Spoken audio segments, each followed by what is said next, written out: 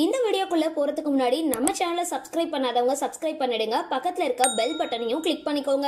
வாங்க வீடியோக்குள்ள போகலாம். மூடுபனி படத்துல பிரதாப் போத்தனோட அம்மா கதாபாத்திரத்துல நடிச்சிருந்தாங்க. ஜென்டில்மேன், கிழக்கு முகம், சொல்லாமலேயே, ஃப்ரெண்ட்ஸ், திருமலை உள்ளிட்ட பல வெற்றி படங்கள்ல சாந்தி வில்லியம்ஸ் முக்கிய கதாபாத்திரத்துல நடிச்சிருக்காங்க.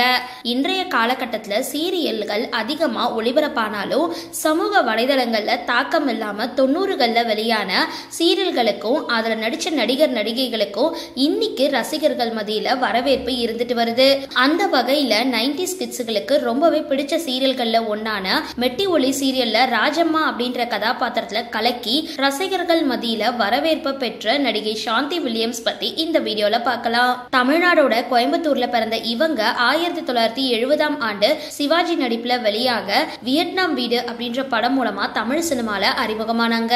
அதை தொடர்ந்து ஜெனரல் சக்கரவர்த்தி படத்துல சிவாஜியோட நடிச்சிருந்த அவங்க மூடுபனி படத்துல பிரதாப் போத்தனோட அம்மா கதாபாத்திரத்துல நடிச்சிருந்தாங்க. ஜென்டில்மேன், கிழக்கு முகம், சொல்லாமலேயே, ஃப்ரெண்ட்ஸ், திருமலை உள்ளிட்ட பல வெற்றி படங்கள்ல சாந்தி வில்லியம்ஸ் முக்கிய கதாபாத்திரத்துல நடிச்சிருந்தாங்க. கடைசியா 2023ஆம் ஆண்டு வெளியான லாரன்ஸ் மாஸ்டரோட ருத்ரன் படத்துல நடிச்சிருந்த சாந்தி வில்லியம்ஸ் மலையாள சினிமாவிலையும் பல படங்கள்ல நடிச்சிருந்தாங்க. 2000 ஆண்டு தமிழ்ல தொடங்கின சித்தி சீரியல் மூலமா சின்ன திரையில அறிமுகமான இவங்க அடுத்து மருமகள் அப்படின்ற சீரியல்ல நடிச்சிருந்தாங்க. ஆனா சாந்தி வில்லியம்ஸுக்கு திருப்பு முனை கொடுத்த சின்ன திரை சீரியல் அப்படின்னா அது மெட்டி ஒலி தான். இயக்குனர் திருசெல்வம் இயக்கத்துல வெளியாகி பெரிய வரவேற்பு பெற்றிருந்த இந்த சீரியல் பலரோட பாராட்டுக்களை பெற்றிருந்தது. இதுல சரோ கேரக்டரோட மாமியாரா ராஜம்மா அப்படின்ற கதாபாத்திரத்துல நடிச்சிருந்தாங்க.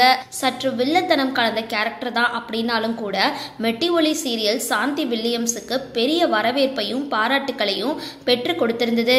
இந்த சீரியலுக்கு அப்புறம் அண்ணாமலை, தென்றல், தங்கம், வாணிராணி உள்ளிட்ட பல சீரியல்கள்ல நடிச்சிருந்த Shanthi Williams Sun TV, Vijay TV, Zee Tamil உள்ளிட்ட சேனல்கள்ல பல சீரியல்ல நடிச்சிட்டு இருக்காங்க. தமிழ் மட்டும் இல்லாம மலையாளத்திலையும் ஒரு சில படங்கள்ல நடிச்சிருக்க சாந்தி வில்லியம்ஸ் தற்பொழுது விஜய் டிவியோட கண்மணி அன்புடன் அப்படின்ற சீரியல்ல நடிச்சிட்டு வராங்க.